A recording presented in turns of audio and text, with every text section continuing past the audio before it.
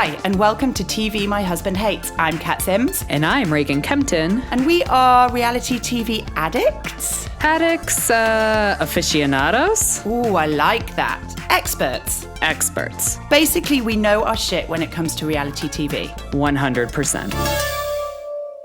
Hi, everyone, and welcome to another episode, another minisode of TV My Husband Hates. We're here today to discuss the long-awaited reunion of Shahs of Sunset, and as ever, Reagan is here with me. How are you, Reagan? I'm good. I feel like I have been waiting for fucking ever for this reunion, to the point I didn't even know if they were going to do one. I know, me too. I thought it was off the cards, and then I think you were like, wait up, I hear rumors, and then it happened, and we finally watched it, and we're finally bringing the analysis. I want you to know, though, it is hotter than the bowels of hell in my studio in Commerce, because basically it's the office. It's at the top of the house. We're currently at 36 degrees. As you know, the UK is not set up for this shit. We don't have any air conditioning.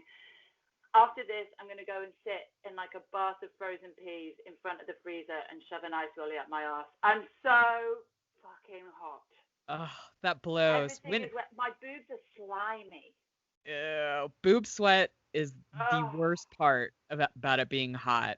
I feel very lucky to live in Colorado with air conditioning. I would have died in my childhood if we had had no AC in Houston, because that's how you feel from about late April until about October. No, I just couldn't cope. And also, at least when you get the heat in Colorado, it's quite a dry heat. Yeah. Here, still fucking hot, like though. Soup. Yeah, it's like fucking soup. Listen, basically all I'm doing is every second sentence is a whinge about how fucking hot I am.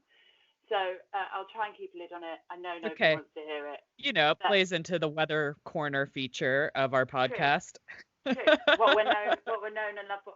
In fact, yes. While we're here, fringes are they're just not okay. So it's not sexy, but I'm just getting rid of it under my headphones. So got a headphone headband kicking. Yeah, it's a terrible look, but bear with me.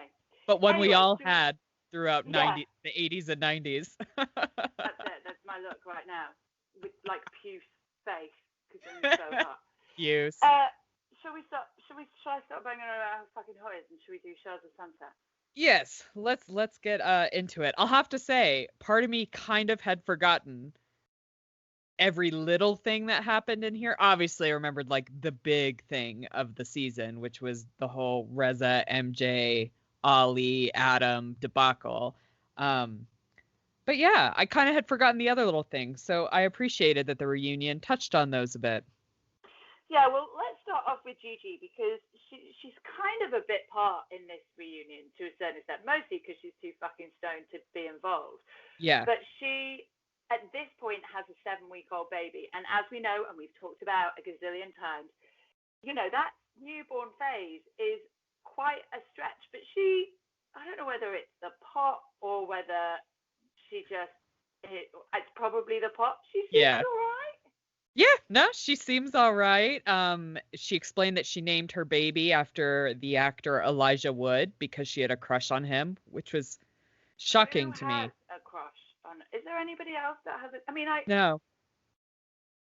He'll always be a hobbit. Yeah, well, and even before then, just like terrible tween movies of the late 90s. Yeah, there's nothing sexy about Elijah Wood at all, so that's weird. No. Yeah.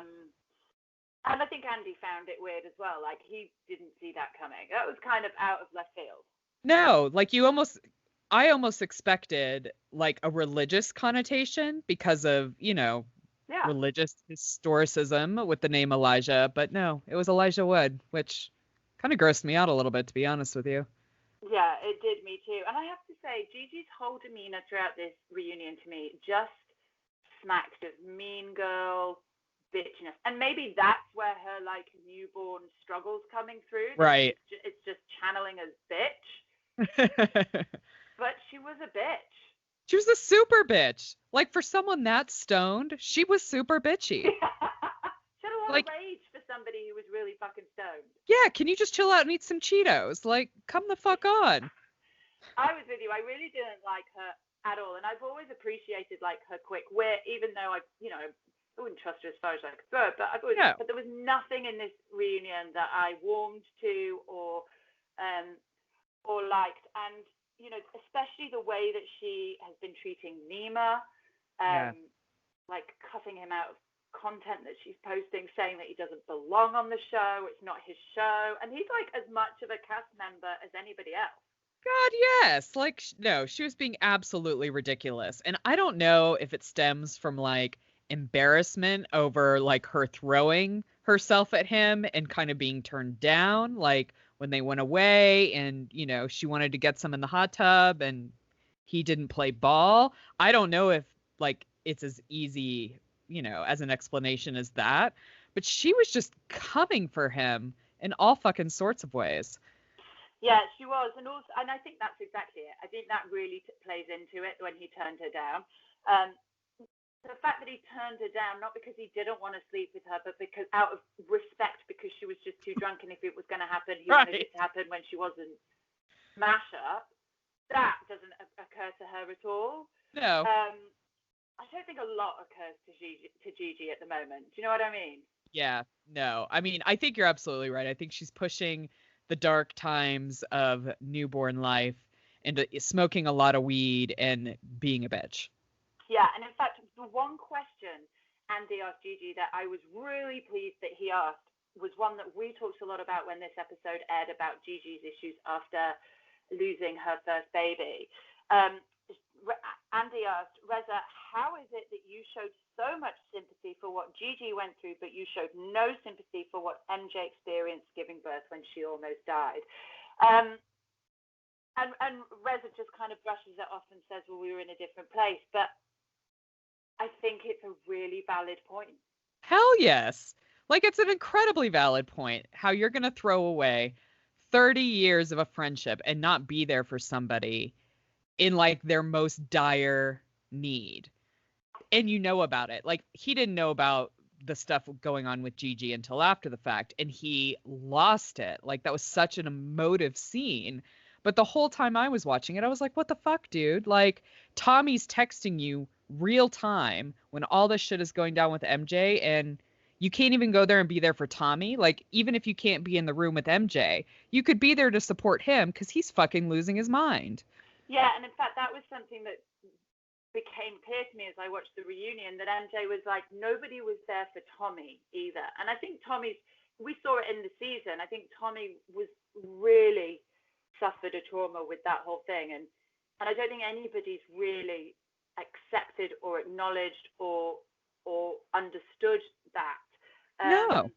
I don't think even if they can sort of say, yes, it must have been awful for you, I don't get the feeling that any of the cast members really recognize the lingering trauma that continues. Right. But they should have by this reunion, because they would have obviously seen the stuff with the therapist and him really working through his mom's death and how that was very triggering for him. I'm really kind of surprised Tommy wasn't on the reunion. I mean, maybe he's not allowed to be anymore. I don't know. But I would have liked to hear it from him. I would have liked him to confront them and been like, where were you guys for me?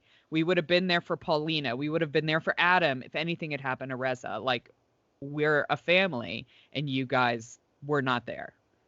Well, and we're going to get into this because we've got theories about why this is still an issue.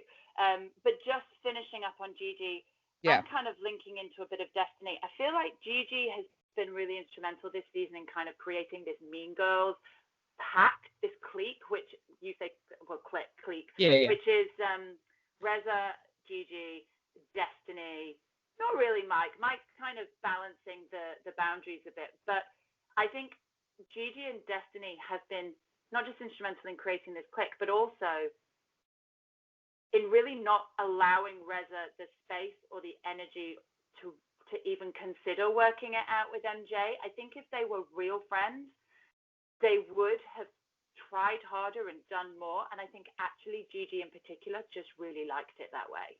Oh, fuck yeah. I mean, Gigi has been in the hot spot for so many years on this show, falling out with everybody, attacking everybody, physically assaulting everybody. I think she loved and maybe still does, loves the fact that MJ and Reza are on the outs, because it's like giving her an in, right? Like she can be the one with the fabulous, gay friend who shows up for her son and does all the cool shit that he should be doing for MJ's kiddo. I feel like Destiny's a little different. I feel like Destiny is caught in the middle, and I feel like because she was so drunk this season, it was really causing her like problems. Like she didn't really know if she wanted to side with the Reza kind of Gigi clique, or if she could really stand up for MJ anymore. She just seemed super fucking conflicted all season. Well, and also she's not as strong a character as Reza and MJ and Gigi. So it's very hard for her to stand up to, even there's an element of the flip-flop in her, but rather than her going from one side to the other, she just sort of remained in the middle, like flapping around, like didn't really know. So yeah, I do get that. But yeah, I mean, Gigi, that's really all I have to say about her. I couldn't have been more happy when Andy finally dismissed her and was like, you're done. Yeah. I really liked that he kind of dismissed everybody at the end to like have real chat. I know we'll get to it, so I won't like skip ahead. But let's chat about Paulina and Mike. Yes, still going strong. Is this They're still together. I mean, I'm happy for Mike and Paulina. In some ways it works so well. He's kind of got this ready-made family that he's been so desperate for. I'm sure they'll have more children if they continue. It sounds like they will. But it sounds like he's finally found his girl. Well, and I really liked Mike in this reunion. I really like how much he's been like the voice of reason, calling everybody out for their shit and being very honest about it and not playing friendships off of each other. I think it's a much more adult way to handle what's going on in the group. Well, and there was a really clear instance when they've been dismissed, and he, tells MJ a few home truths, and Reza's like, yeah, Mike, and he's like, you can fucking shut up as well, because this, and this. Yeah. And Reza was like, oh, okay. And I think that's what Andy sees. That's why he kept him as the mediator. And also, I think he's also one of the been around forever. Totally. Like they went to school together. So it was nice to see Mike happy. It was nice to see him with Paulina. And yeah, I have a lot of credit to give to him for this reunion as well. Absolutely. I like him and Paulina together. I think she brings out a good side in Mike, and I feel like everybody sees that too, because they all love her, which is very rare for like, a girlfriend or boyfriend to come in and be like totally accepted by everyone. They didn't do it with Adam at first. They definitely didn't do it with Tommy, and kind of have still not done it with Tommy by the end. But yeah, it's nice to see that. Yeah, it is. And we got a little bit more about Nima, who really feels like, I don't know if you felt this, but throughout this reunion, I felt like he had been really isolated. Like, obviously, he's still good friends with MJ. He's sort of friends with everybody, but because of his friendship with MJ, Gigi's used it to kind of cast him as this distrustful person who shouldn't really be on the show, and all of this stuff. And it's just, I really like Nima, and I honestly think this show is better for him being on it. I totally agree. I feel like he brings a general sensitivity to the group that was really lacking beforehand. I loved watching like him kind of grapple with his parents' past and the family dynamic that he's got going on. Also, I mean, he's been quarantining alone. Like that, as much as I complain and say, wouldn't that be lovely? Like, that would be like a little vacation if I was all by myself. For this long, I think it would get really lonely. California's been on lockdown longer than anybody else. They were the first to do it, and they still are. So I wonder if some of that has a bit to do with, like, I don't know, he seemed kind of sad to me throughout the reunion. He did to me too, but and I'm sure that has something to do with it as well. But I just felt like none of them apart from MJ, and she didn't really have a chance to, really connected with him, or he's not really involved in the drama. I feel for him, and I really hope that he fights his way back in, and that Bravo keep him around, because yeah, like you say, he kind of grounds it a little bit, right? There's less drama with him, there's less show and flash, and it's nice to see a guy on the show that isn't full of kind of, there's a lot of sometimes this old school patriarchy, misogyny, which I don't think Nima really embodies that much. It's nice to see that. Absolutely. I mean, it's nice to see a guy with a drunken girl being all over him and him saying, no, I don't want to do anything that you may regret tomorrow. Like, we're going to stop this. I feel like it's the first time I've ever seen it on reality TV. Yeah, I agree. And I really like him. Shall we chat about Destiny? Yes. I loved her chat about Sam. And just reliving that horrific birthday dinner that she did for him. That makes me sick thinking about it. Yeah, it makes me want to gip a little bit. Actually, I just realized Sarah was not part of the reunion. Yeah, which is I noticed interesting. that. Well, I never felt like she committed to the show. I always felt like she regretted doing it the whole way through, and I suspect that she's not coming back and they just decided not to include her. I mean, she was involved in almost zero storylines. Yeah, but I would have loved to hear about like what's been going on with the R. Kelly stuff because she was really heavily involved in that. I would have loved to hear her take on Destiny and Sam. My guess is that she refused to do it because I do think there were a lot of things that she could have chatted about. I could also be talking out of my ass. I did absolutely no research on that whatsoever, but it seems strange. It does seem strange. I wonder if there's any legal issues with the Maybe. R. Kelly thing or something like that. Who knows? But Destiny talks a lot about her issues regarding her drinking in this episode. And, we see it a lot all the way through. And she kind of talks about how it was sort of a medication. Yeah. I mean, I can see why. Like, she was best friends with both Reza and MJ, and all this shit is falling apart basically off of what she said and her trusting, this Ollie character as well. I don't know if I want to get into it now or get into it later, but like just the way this kind of weaselly dude busted up this friendship fairly easily over something fairly innocuous is just mind-blowing to me. Well, I think it was the perfect storm. Yeah. Right? Yes, it was fairly innocuous. Then he used the word sexual harassment, which was just such a trigger, understandably. Yeah. Then MJ's in hospital having a newborn baby, which even if that all goes to plan is stressful, but it doesn't. She nearly dies. She loses her uterus. I mean, there's cameras around. Like, it's the perfect storm for all that shit to blow up. But yeah, I think Ali is, I honestly think Ali is completely insignificant in this. Like, honestly, at the end of the day, Adam started this whole thing by sending texts he shouldn't fucking be sending, and then just this kind of culmination of circumstances came to create this shitstorm. And Destiny was in the middle of it, and I think that she really struggled with that, and I think that played, like you said, that kind of played into her drinking and just trying to kind of deal with all the shit that was going on. Yeah, I feel like it's the most hammered we've ever seen her. Yeah, for sure. I mean, she's a strong businesswoman. I mean, the woman runs lots of shit, and she's worked in the nightclub industry for years. Yeah. So this seems not like her. There was definitely a marked shift. And it was sad to see, but I just feel like the only way to get everybody back to normal is to fix this shit between Reza and MJ. Absolutely. I mean, I that's the only resolution. I mean, Ollie doesn't even matter. I mean, he's not going to be on the show. Nobody gives a fuck about him. He's obviously someone who just wanted to, have their 15 minutes of fame and thought this was the way that he could get it done. He's a massive liar. But yeah, bottom line is these two just need to make up, and this group will get back together. I mean, they are such strong presences within this group that when they're not getting along, like, everyone's falling apart. They're 100% the glue. Let's get onto it, but before we hit like the meat and potatoes, the whole thing, let's just talk quickly about the incident on the plane with the boys. Now, this was going to Vegas, right? No, this was going when they were flying to Arizona for the MMA fight to meet Destiny, who was hammered when they got there.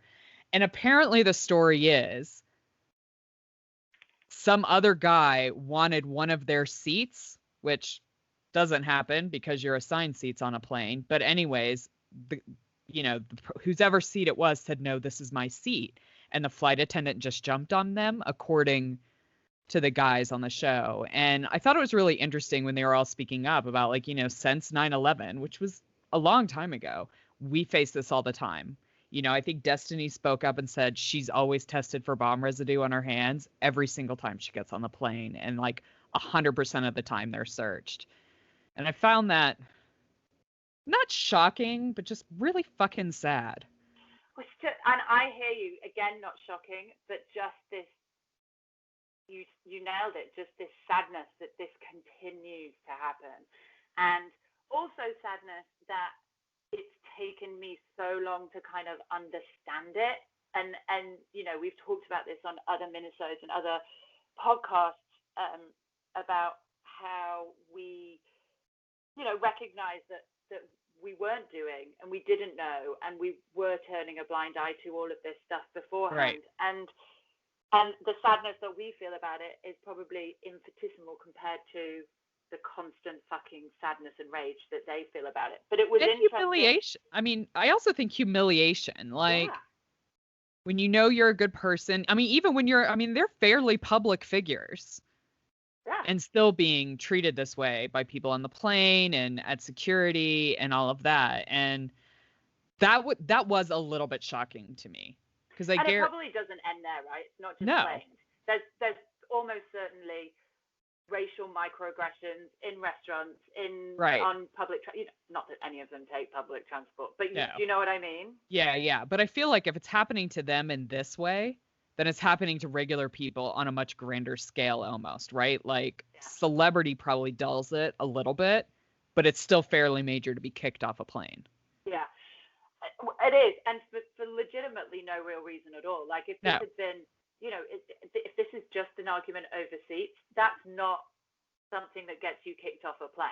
Well, and how is, like, being kicked off the plane the first, like, resolution, right? Like, the flight attendant just didn't ask to see their tickets, because I've sat in the wrong seat before, and we've just shown our tickets and got it sorted out fairly quickly. I wasn't escorted off the plane to meet a bunch of cops.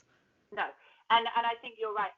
That being said, we don't know what actually happened. Yeah.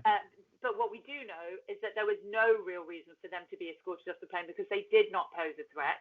Right. And any kind of, even the most sort of, what's the word I'm looking for, surface level investigation could have established that these guys were not a threat. I mean, they're on the plane with fucking producers and cameras and all the rest of it. So, like,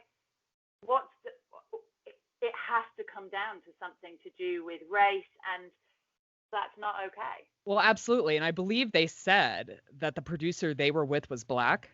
And that they thought that probably, like, that was the whole thing, right? Like, there wasn't a white producer to smooth everything over with their white privilege. So people freaked the fuck out. Just so gross. It is. It's fucking gross. Now, let's move on to what has dominated the entire season. It's dominated extra content that we've made, which is on Patreon, by the way. You can get it if you sign up for the price of a cup of coffee. If you don't, then tough. But I guess we're doing it for you here now, so there you go. The MJ Reza divorce. Jenga Gate, Alley Gate, whatever you want to call it. It's just been one of the most distressing things to watch. Absolutely, because, and I feel what was most distressing about it is I was always expecting it to resolve. Like, surely they're over this now. Like, surely they can just sit down and communicate. Surely this is going to happen. And it just never fucking did. No, and I think what was really apparent at this reunion was, for both of them actually, but for MJ in particular, and I know that there must be some sort of unconscious bias in me that wants to kind of side and empathize with MJ a little more because of the kid thing and the trauma and all of that stuff. But the hurt that she displayed, real, raw, just pain, not just about the situation, but about what the betrayal that she sees, was so obvious it broke my heart. I totally agree with you. And part of me, I was trying to think through why I felt this way. And I think it was because while Reza was upset, he wasn't pained by this situation. He was just fucking pissed, right? He was angry at Allie for saying bullshit. He knew Adam didn't like do anything too crazy, so like that wasn't causing like him emotional pain. At least that was kind of my read on it. Like he was just pissed off because of the bullshit. Whereas I feel like MJ was just broken. Well, and I think as well, the difference is to a certain extent, and I'm not undermining Reza for this because this is also his job, but to a certain extent, part of his job is to create the drama, right? Yeah. So when this all fell out, this is a perfect opportunity for him to be pissed, for him to kick off, for maybe what he thought a great episode or two of anger, drama, chaos, high ratings, blah, blah, blah. I think all of that would have been fine and exactly what we expect of him if it hadn't have happened when it happened, just when MJ was in hospital doing the thing, because the difference is that whatever happened with Ali, what happened with MJ was absolutely not a storyline. It wasn't a storyline. Yeah. That was 100% life or death. And I think that's the difference. And I think Andy says it, and I've written it down because I now have to change from my iPad to my notes because that's how organized I am. But I think Andy says it. He says something along the lines of what MJ had going on was obviously bigger than all of this. And he's right. But the problem is they've all linked the two things together. Right. And like, they don't need to be. They don't need to be. MJ's like, well, you did this to me, but you did this to me, and it's like, no, we need to deal with this separately. You need to get them in with a therapist where the therapist can go, I don't want to hear anything about Ali, Jenga Gate, Adam's dick on a text message. Right. All I want to talk about right now is MJ, and then the next session, now, I don't want to hear anything about MJ, I want to hear about Reza. Right. Because they're just so caught up in this rage that they can't fucking separate the two. No, and I feel like that scene at the party where he was shouting about her abortions was like, for me, where it took it way over the line. Like, had he not said that, I probably could have gotten over a little bit that he didn't go visit. Like, well, he was mad, and I know, sorry. Where like, well, he didn't visit her because he was upset and his feelings were hurt. Like, I could almost get past that. But like that scene when he's screaming at her about her uterus exploding because she had 10 abortions and just all this very fucking vile, very motherfucking personal shit just exploded all over a party. And honestly, even if we don't extricate the two issues and we have to compare them, nothing MJ has done or not done or maybe done is nearly as bad as what he did at that party. No. I mean, even Andy was like, that was really fucking dark. Yeah, that was really dark. And the fact that MJ is, you can tell MJ wants to work this out.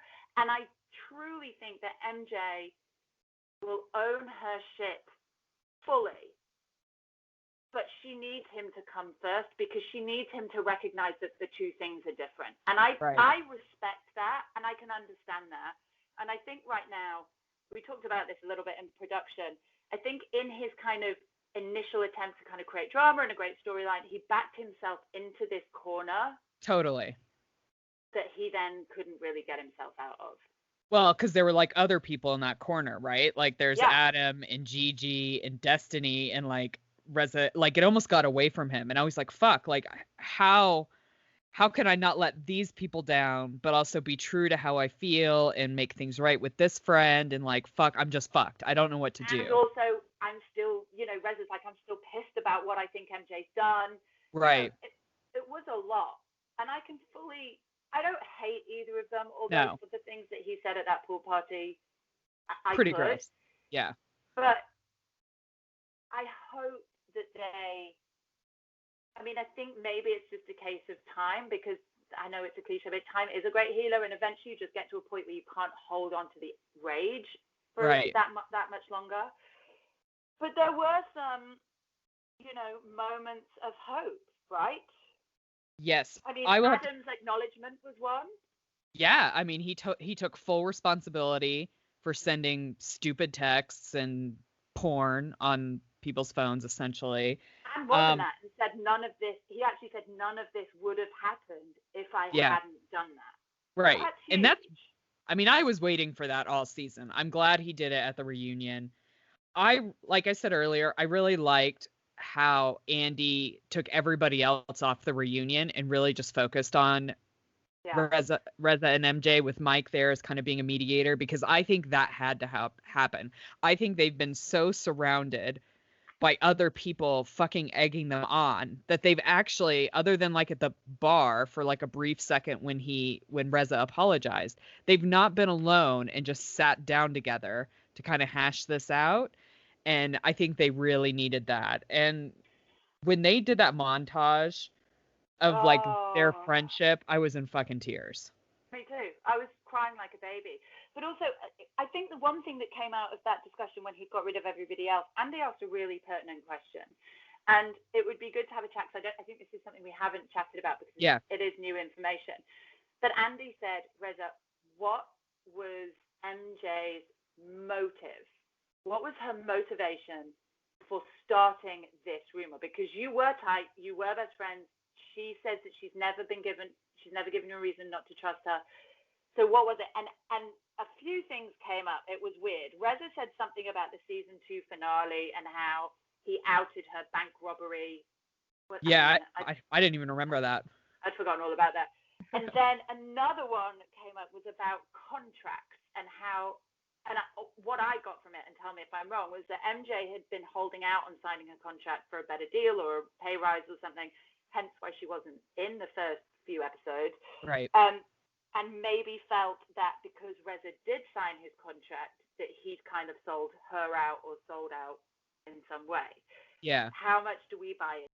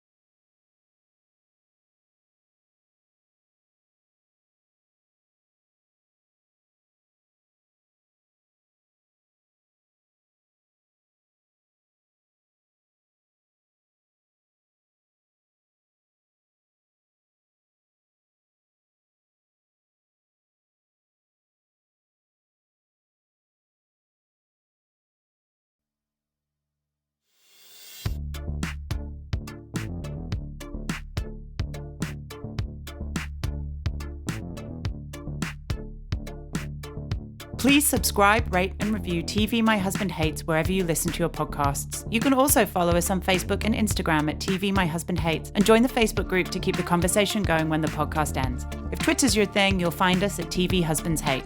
Theme music and production for TV My Husband Hates by Jimmy Sims.